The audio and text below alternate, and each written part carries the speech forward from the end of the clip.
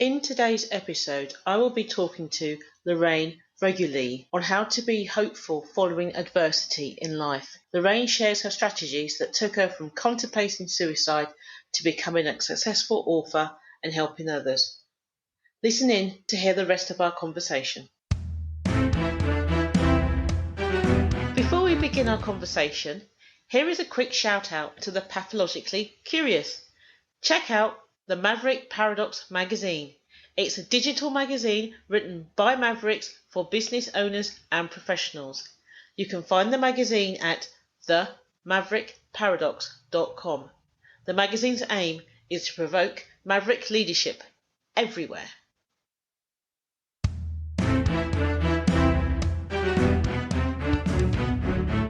Welcome to the Maverick Paradox podcast, where we explore what it is to be a maverick and discover effective modes of leadership. I am Judith Germain, and my mission is to propel the maverick mindset into a world where character and integrity will ultimately have a higher premium than personality and bureaucracy. So thank you for joining me on this journey. If you would like to continue with me, then please subscribe to my podcast on iTunes, Stitcher, or one of the other popular podcast platforms. And today, our guest is Lorraine Reguly. How are you doing, Lorraine? I'm great, Jude. How are you? Fantastic. So tell me a bit about you, Lorraine. So where should I begin? Well, let's start with what I'm doing right now because that's more relevant than anything. So I'm running a business called Wording Well, where I offer writing, editing, and author assistance services. Because I became an author back in 2014, and I had encouragement from a few friends to help them publish books. And so I helped them and decided I'm going to offer this as a service through my business. So Wording Well is my business, and I now help other people become authors in addition to doing editing for them on their books.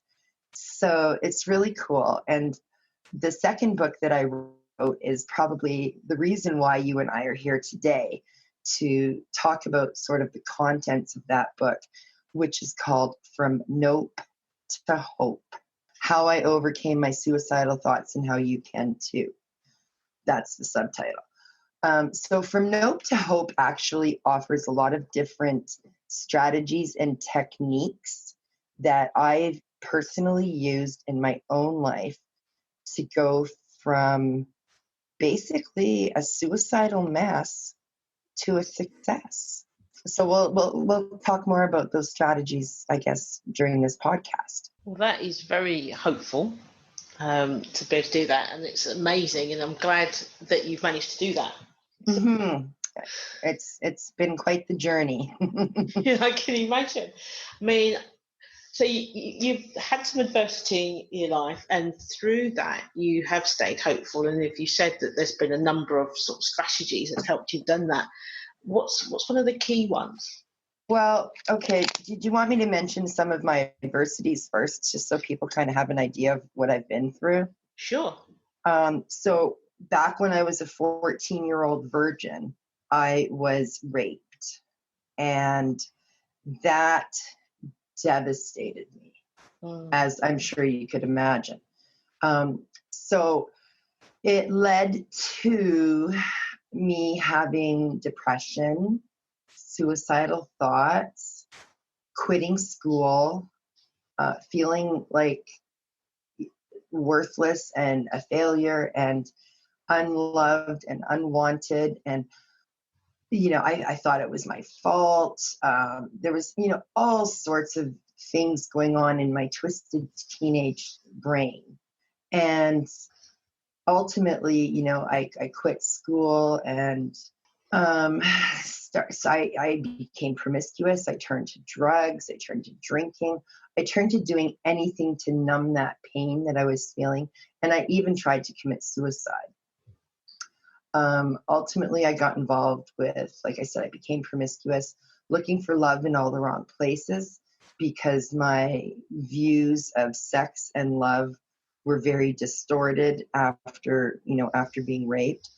and my belief system was shattered. And so, I went through a lot of emotional turmoil, and it took years, before I finally sorted everything out. And during those years, like I said, I went through the depression, the suicidal thoughts, the suicide attempt, um, promiscuity, even prostitution, all kinds of things, drug addictions, gambling addictions, just a whole myriad of experiences I've had. Became a single mom at the age of 18. Um, and I decided, okay, I need to go back to school and give my son a better life.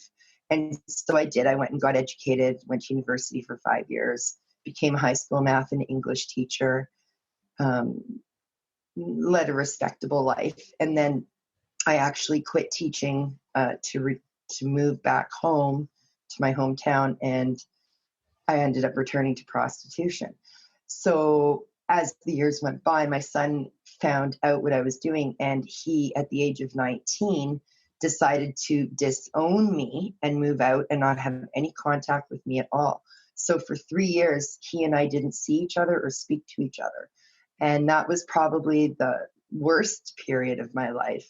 Mm. And during that first year, that was where I hit my rock bottom.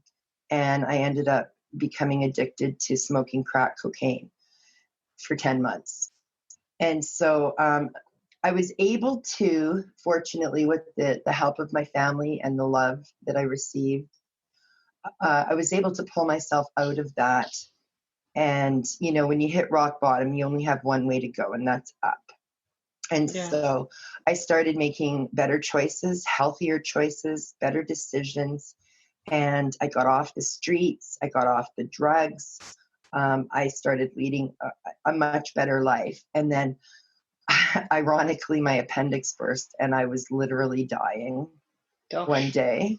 And I ended up in the hospital. And that was my pivotal turning point in my life, because I realized at that point I didn't want to die, despite having suicidal thoughts for years, despite all the depression and everything else. I realized I didn't want to die, number one, without saying goodbye to my son, and number two, because I wasn't finished achieving things in my life. Mm. And I had dreams that I wanted to pursue. And one of those included becoming an author. And so, see, that's how it all kind of ties together, because for years, I always questioned, why did this happen to me? Why did, whatever, like, it all started with being raped, but, so why did all these things happen to me?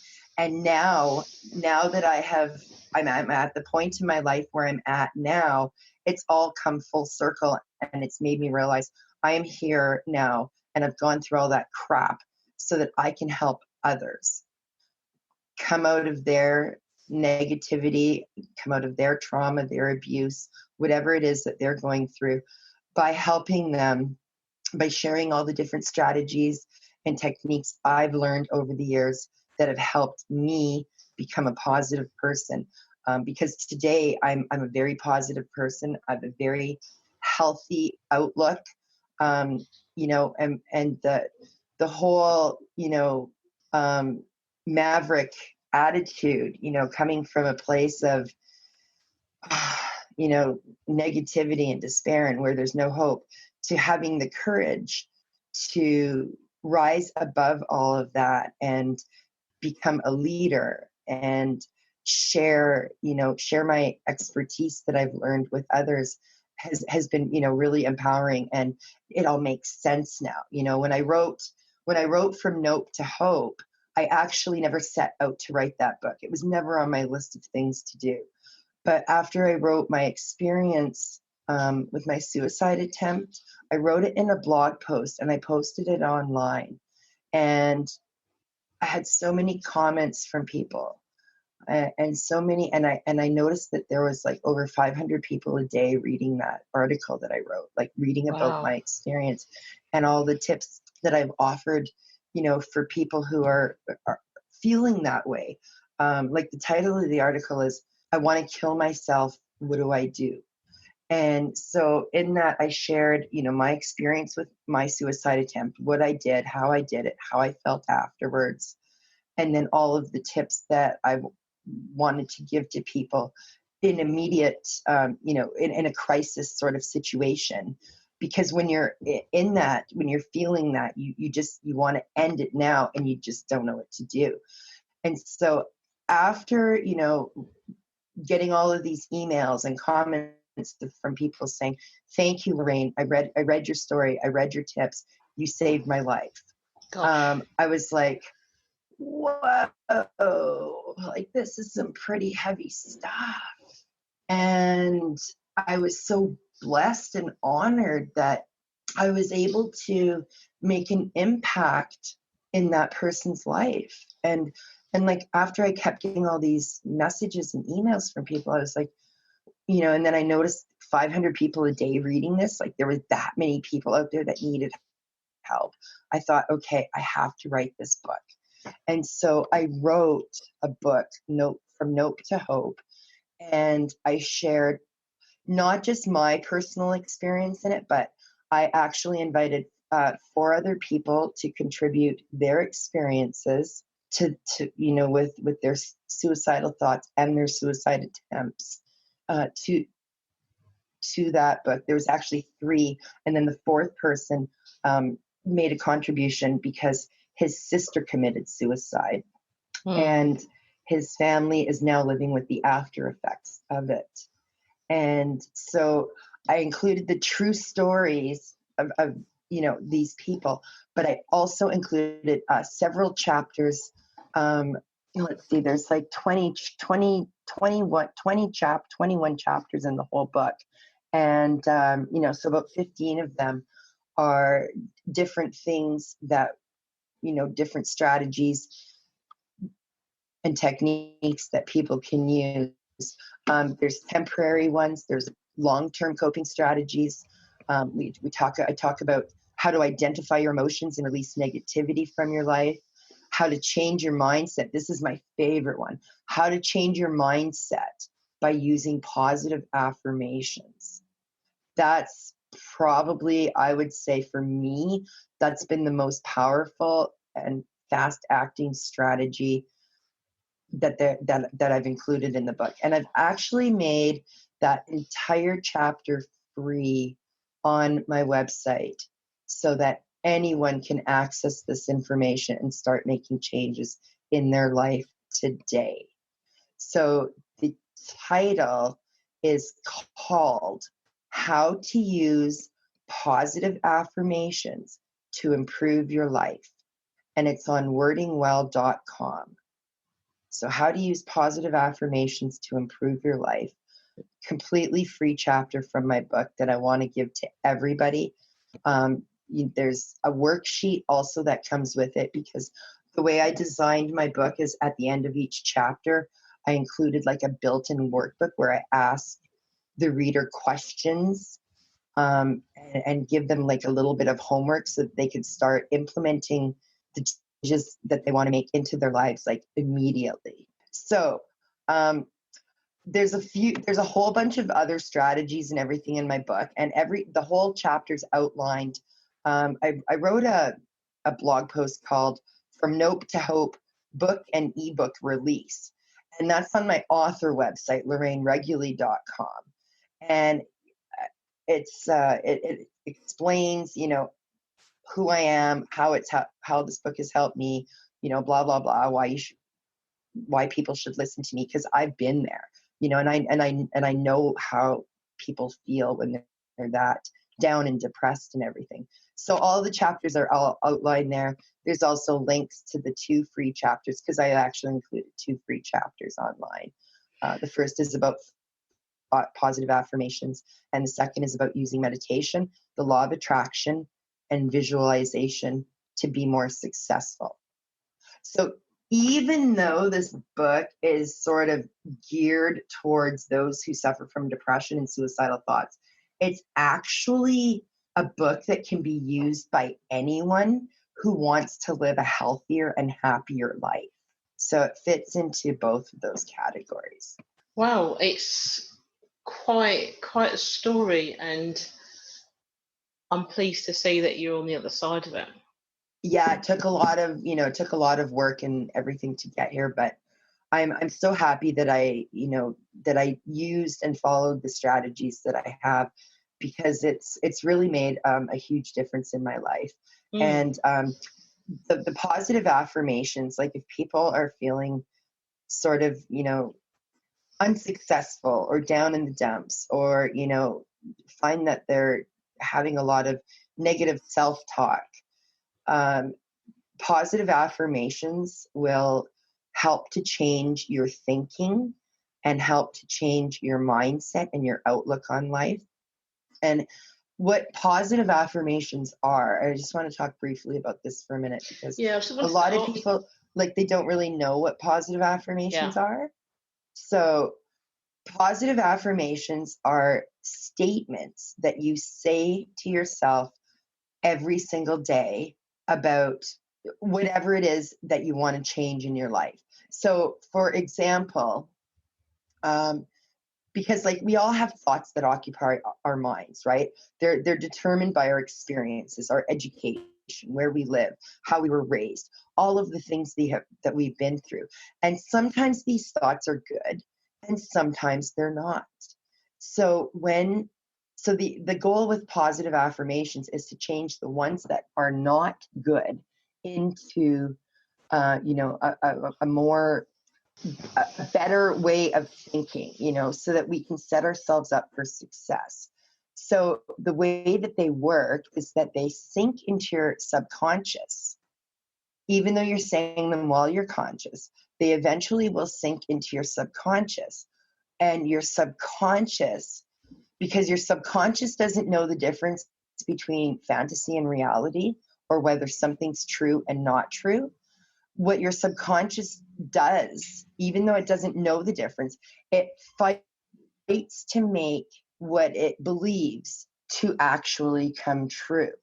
So we're basically trying to tell our subconscious to start believing a different belief, and we're feeding them that belief, which is a positive thing, and our subconscious will fight to make it a reality. So before I had become a published author, one of my positive affirmations was, I am a published author, even though it wasn't true at the time.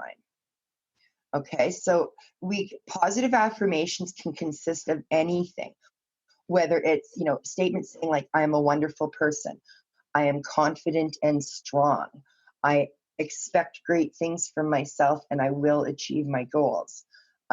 Today I'm concentrating on moving my life forward. There's no limits to what I can achieve. All of these are sample affirmations that you can use. I mean, there's a whole list. Like, So can I ask you a there's question? probably like 100 of them or more. Let me ask you a question on affirmation. Is there an actual structure to the affirmation? So, I mean, do you have to word them in a certain way for it to work? No, not necessarily, but there's a lot of people who believe that I am statements work better than other statements. So by saying, I am a positive person, I am motivated, I am unstoppable. I mean, there's other ones, like, it's just they're all positive. That's the key. So like I have ones where I say, I love myself and my life. I act with dignity and self-respect.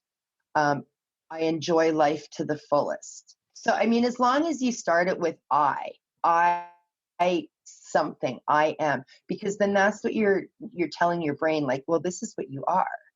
So when I kept telling myself, like, I am a published author, my brain was like, okay, well, you know what? If you're going to be a published author, you have to start taking steps to become a published author.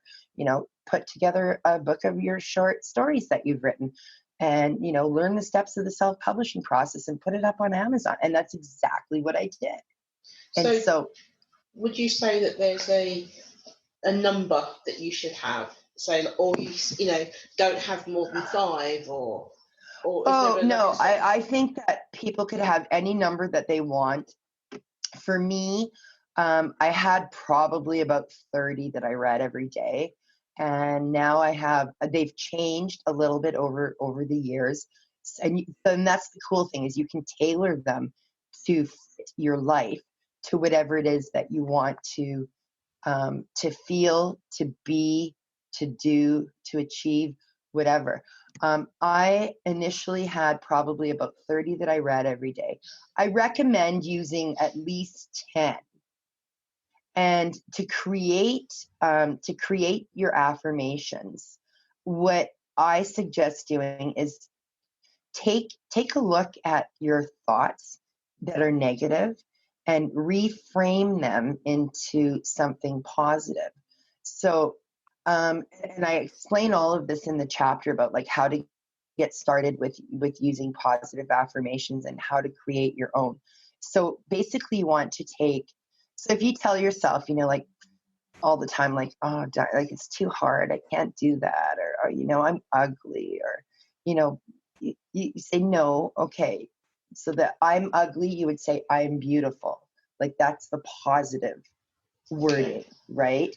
So if I can't do that becomes I can do that, right? Because can't and can are sort of opposite. So you basically take the opposite, the positive of your negative statement.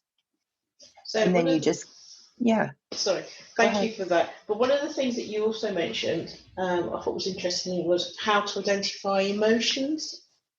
Is that what you? So how would you? Because I know that there are people who do really struggle to be able to name what they're feeling. So, and obviously that's a key thing for self-expression and to understand yourself and self-awareness. So how do you do that? How does somebody who can't identify what they're feeling learn to do that? Okay, so so that's chapter 7 in my book, and I'm just looking through my book right now because there's an emotion wheel that's like a visual diagram of an emotion wheel that, and there's actually a couple, and you can find these online because that's where I found them too. So when you're identifying your emotion, you need to look at the emotion wheel and see where, like, what kind of emotions you're feeling. Because emotions are complex and they consist of things that we both feel and think. They include our mental reactions towards specific objects or people, and they're accompanied by physiological and behavioral changes in our bodies. Okay, so like for example, when you hear that somebody has passed away, what's your automatic, response? You physiologically, you probably start crying. Your heart might start or even stop for a moment, like beat faster or even beat slower, just because you're stunned at the news. You feel sad. You feel, if it's somebody close to you, you feel the loss. You start to feel all these like negative things, right? Mm-hmm. So that's why in my chapter I've labeled it identify your emotions and release negativity from your life. So the first part is to identify the emotions that you're feeling, and when you notice that you're feeling the negative emotions, you have to figure out how to release them from your body. And I've included 9 ways that you can do this. So one is crying, because when you cry, you ultimately, it's a physical release that you can use and you feel better. Another physical release is to scream. Sometimes when you get angry, people want to sometimes pull their hair out and they just want to scream, or like you just yell like really loud, like you don't even have to say any specific words, just super, super loud. And that's a really good release for your body to get that out of you. You could do other physical things. So under the category of like physically venting, you could punch a pillow, for example. Something where you're not going to get hurt, but you're still releasing that, a lot of guys, they tend to go to, the gym and put on boxing gloves and hit one of those punching bags. Yeah. So for women, we're maybe not as aggressive, but we still feel that anger sometimes and we need to release it. And so, punching a pillow or slamming a door or pounding your fists on a table, or, throwing something, like throwing I don't know, it's something that's not going to break, like maybe say a brick or a book, a really thick book, throwing it to the floor. Like, I mean, I love books, and I think that's just blasphemy to do that. But, like in the old days where we had phone books, those great big thick 2-inch phone books, taking one of those, one of the old ones, and just, that you could destroy, just throwing it, that's a physical release. So anything like that. I think too, part of what helps us feel better is the noise. Like if you scream or slam a door, or it's like, it's like, I agree with you. You're right. Like, you deserve. Like, it's like, yes, get that out. So those are a few different ways that you could physiologically release your emotions. Right. Then there's the other things that you can do that aren't as violent, but are very therapeutic, such as writing or talking to someone. Talking, like, that's what a lot of people do in counseling, but it's also what people do on a regular daily basis with their friends. Finding someone that you can open up to, and who's not, who's going to give you a safe space to open up and share your innermost thoughts and feelings without judgment. That's a really good thing to have and to do. Writing is something that you can do alone. You don't need anyone else to help you do that. You can do it yourself, either in a journal or a diary, or, just wherever, on a piece of paper, on your phone. Like, physically writing with a pen and paper, I find has been, it's been proven to be more therapeutic. And there's been studies shown that when you write something out using a pen and paper or pencil and paper, that the mere act of it flowing through you and becoming solidified on a sheet where you can see it is, like, especially if you're writing out goals for yourself, you're more likely to actually meet your goal if you write it out.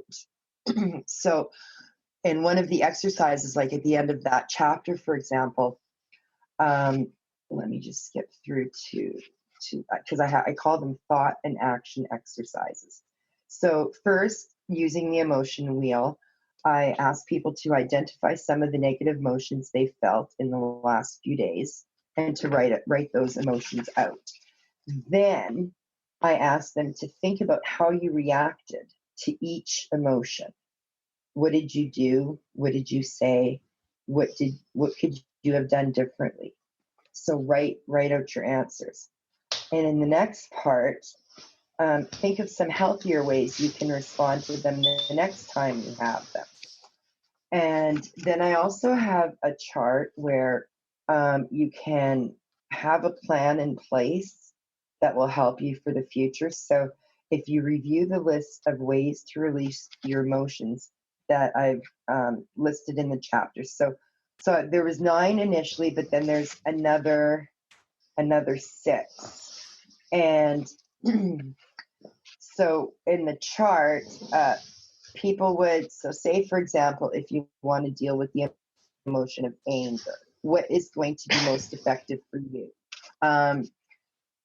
So maybe, slamming a door or screaming might be the best way.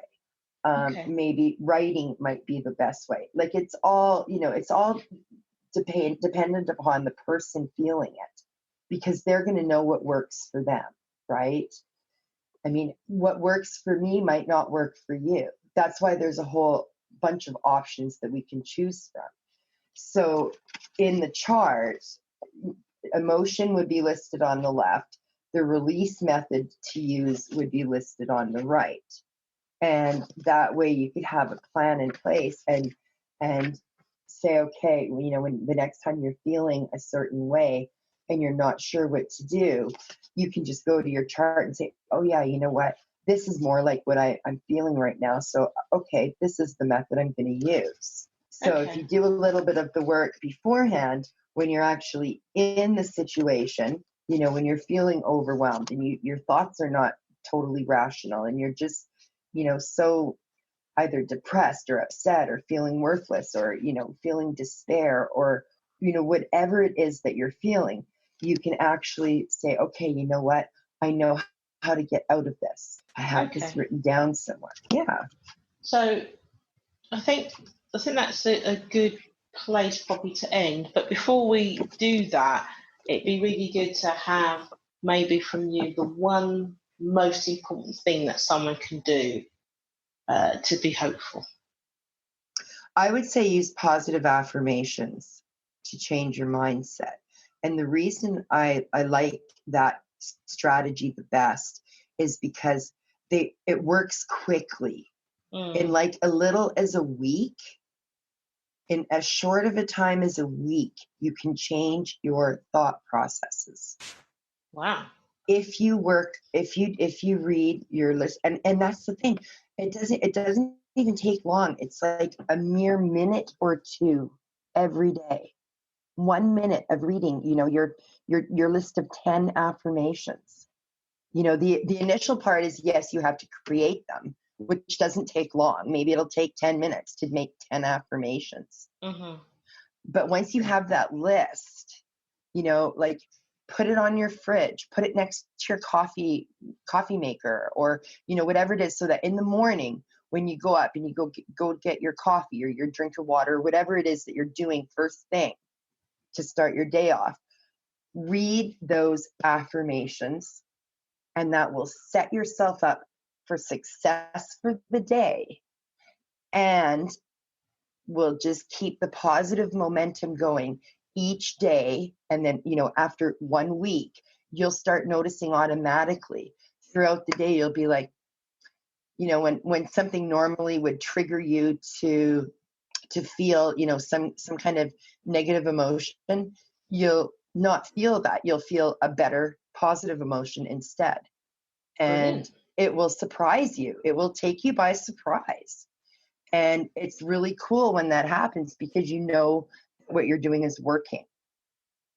So like, and it's just, you know, the effects are so incredible. Honestly, Jude, like people really need to, I think everybody should be like reading positive affirmations as part of their life daily. Like teachers should be teaching this in school. Like, this is how people should start their days every day.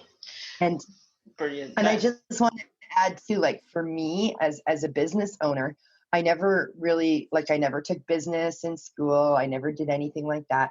But all of a sudden I found myself, you know, starting up a business, working, you know, around words, which is my passion. One of my passions is words. And so what I started to do to change my affirmations was there's one that I really love that I use. Today, a successful businesswoman lives inside me. And today that woman is running my business. Cool. Very cool. Yeah. That is very cool. When you're waking up first thing in the morning, like most of us, we're feeling like, oh, I'm tired. I don't want to get up yet. Oh, it's so early. Okay. And then you drag yourself out of bed, you go to the bathroom, you brush your teeth, you drink your water, you know, get the coffee going, whatever. And it's like, you're trying to, you know, move from that little phase of like half sleepiness to full alertness. But when you sit down and you look at your affirmations and you read them and you're like, yes, I am a positive, hopeful person. I am courageous. I have strength. I can do anything I set my mind to. A successful businesswoman or a successful whatever lives inside me. And today that person is, you know, either running my business or, you know, being creative or whatever it is that you are and you're doing. That's what you tell yourself. And eventually, like, you're going to wake up and you're just going to automatically think these things. You won't even need that piece of paper. Sure. Like, they're so cool. I just love them because, I mean, you can just tell from my voice. Like, I'm so passionate about them, and I, and I hope that my enthusiasm and my creativity with this has come out and shown others that, like, you can create affirmations for any area of your life, whether it's your business, whether it's your personal feelings, whether it's improving your relationships, whether it's improving your family, like anything really. Like, it's just, yeah, they're just so incredible. So Excellent. Well, thank you for that. Would you come back another day and talk about something else? Definitely, I would love to. Brilliant. Yes, thank you for the invitation. You're welcome. Thank you once again for tuning into the Maverick Paradox podcast. I hope you have enjoyed listening to my conversation with Lorraine as much as I've enjoyed having it. If you are pathologically curious and would love to find out more about the Maverick Paradox, then please subscribe to this podcast on one of the popular podcast platforms. Alternatively, you could explore our resources on Mavericks at maverickparadox.com or read the Maverick Paradox magazine. We publish frequently each week. If you subscribe, you will get our monthly newsletter. And let's not forget my book, The Maverick Paradox, The Secret Power Behind Successful Leaders. For those that love a good discussion, you could apply to join our exclusive Facebook group. And finally, if you would like to work with us or just interested in finding out more about the Maverick at work, check out our website maverickparadox.co.uk.